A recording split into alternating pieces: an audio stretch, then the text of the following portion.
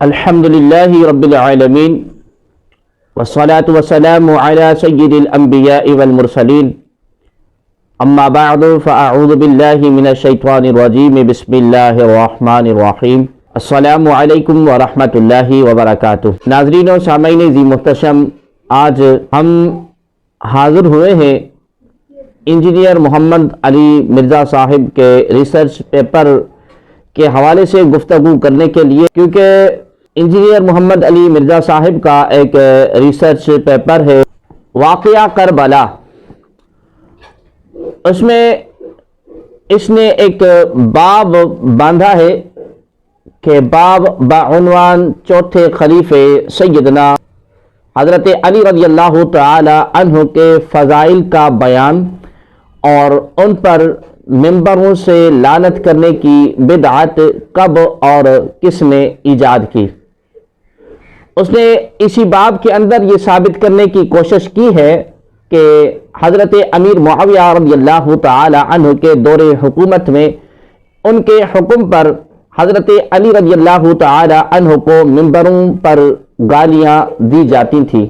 ناظرین و سامعین ذی محتشم، ہم ایک اور وضاحت کرتے ہوئے چلیں کہ مرزا صاحب کا یہ کتابچہ 6 ابواب پر مشتمل ہے، جس کا دوسرا بڑا باب یہ ہے کہ جب کہ اس کتابچے کے سب سے بڑے باب میں مرزا صاحب نے حضرت امیر معاویہ رضی اللہ تعالی عنہ کو باغی اور بدعتی ثابت کرنے کی کوشش کی ہے، اور دونوں ابواب مل کر نصف سے زیادہ کتابچے کے مواد پر مشتمل ہیں۔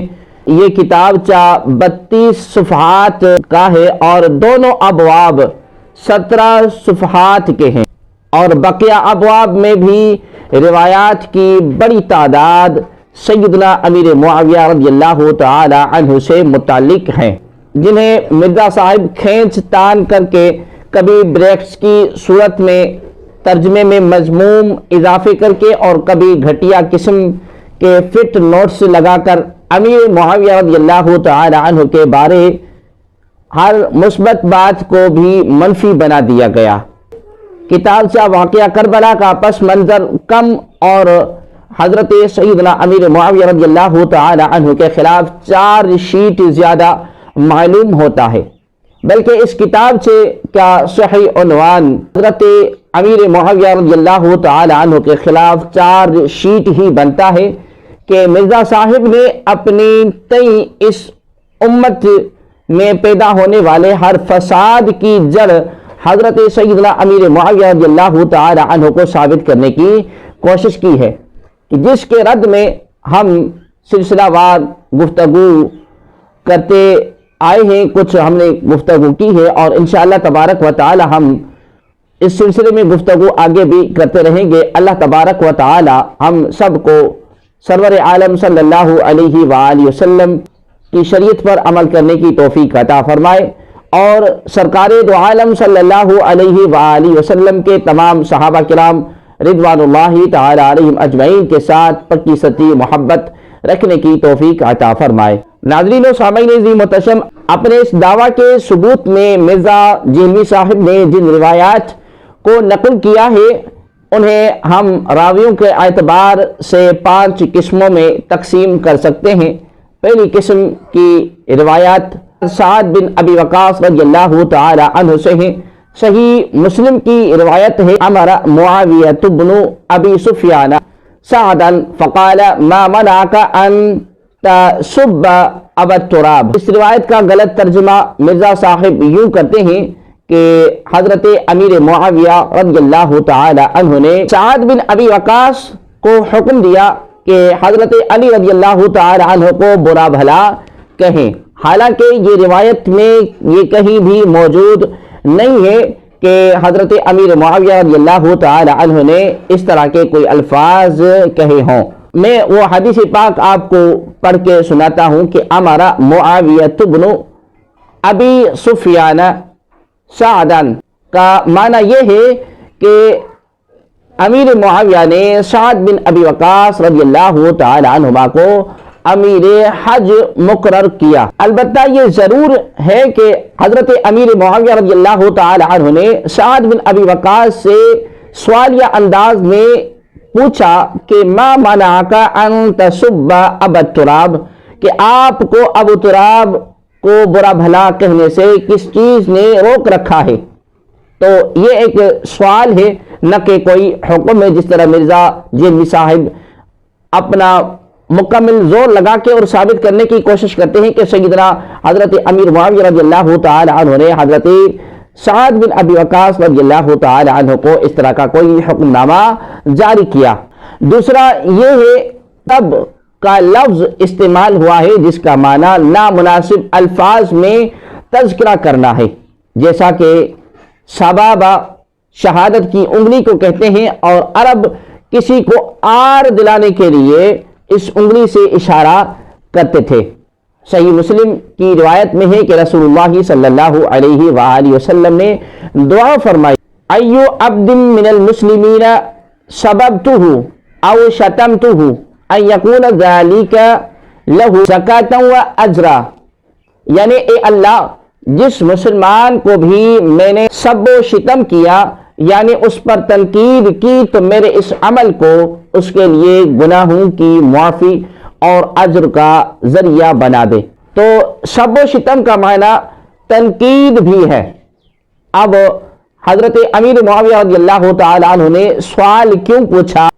تو اس کی توجیحات مختلف ہو سکتی ہیں، یہ بھی کہ حضرت علی رضی اللہ تعالی عنہ کے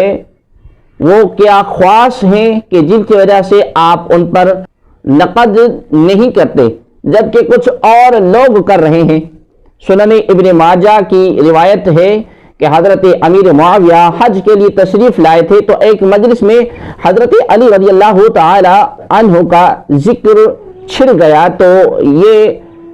روایت کے الفاظ ہیں فَذَكَرُوا عَلِيًّا فَنَالَ مِنْهُ فَغَضِبَ سَعْدٌ، یعنی کہ لوگوں نے حضرت علی کا ذکر کیا تو امیر معاویہ نے ان پر تنقید کی ہے، تو اس سے حضرت سعد بن ابی وقاص رضی اللہ تعالی عنہ سخت غصہ ہو گئے۔ تو اس کے جواب میں اسی روایت میں ہے کہ حضرت سعد بن ابی وقاص رضی اللہ تعالی عنہ نے 3 فضائل بیان فرمائے کہ جن کی وجہ سے وہ حضرت علی رضی اللہ تعالی عنہ پر تنقید نہیں کرتے تھے۔ پہلی بات یہ ہے کہ کسی بھی صحیح حدیث سے یہ ثابت نہیں کہ حضرت امیر معاویہ رضی اللہ تعالی عنہ نے کبھی حضرت علی رضی اللہ تعالی عنہ کو گالی دینے کا یا ان پر تنقید کرنے کا کوئی حکم دیا ہو۔ دوسری بات یہ ہے کہ وہ سب و شتم تھا کیا جو کبھی منبر پر کسی کی طرف سے ہو گیا، تو یہ دوسری قسم کی روایت سے واضح ہوتا ہے کہ جو سہل بن سعد سے ہیں، کہ جیسا کہ صحیح بخاری کی ایک روایت میں ہے کہ ایک شخص ان کے پاس آ کر کہنے لگے کہ مدینے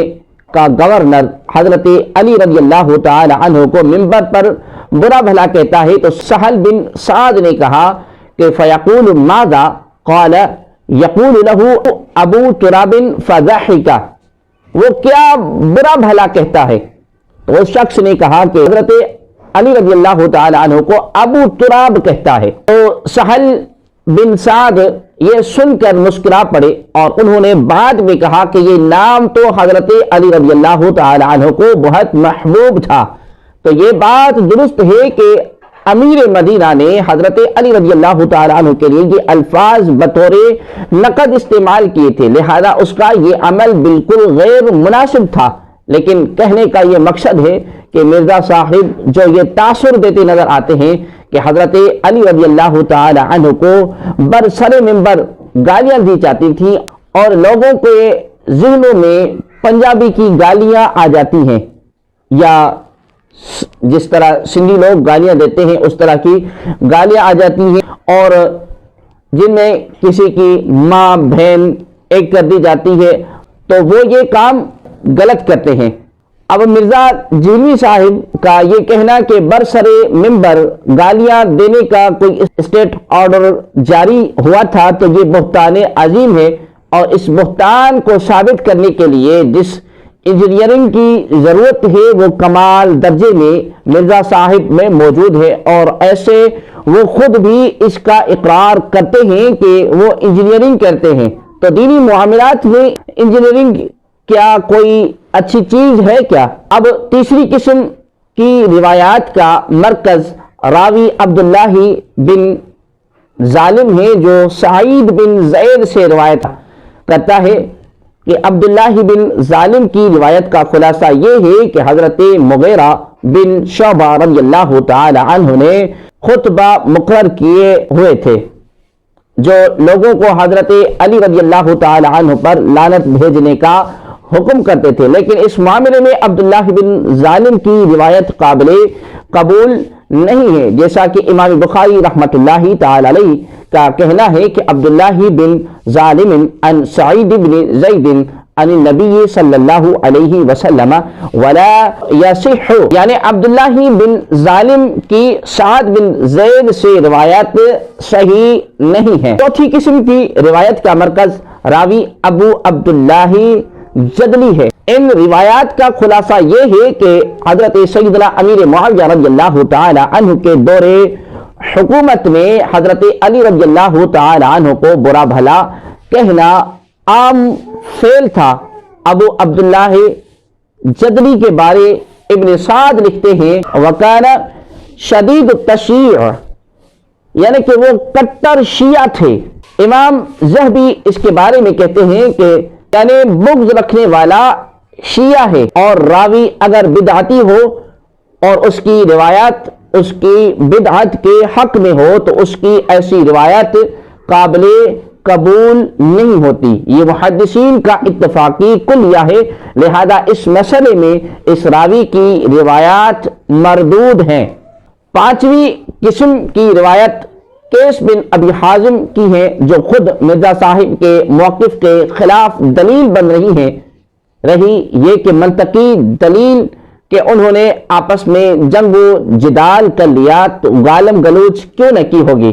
تو اس سے فضول کوئی دلیل نہیں۔ کیا دنیا میں ہر قتل کرنے والا اپنے مقتول کو پہلے گالی دیتا ہے؟ اور جنگ و جدال بھی کن غلط فہمیوں سے ہوا؟ اس کی تفصیل کے لیے انشاءاللہ تبارک و تعالی ہم کبھی گفتگو کریں گے۔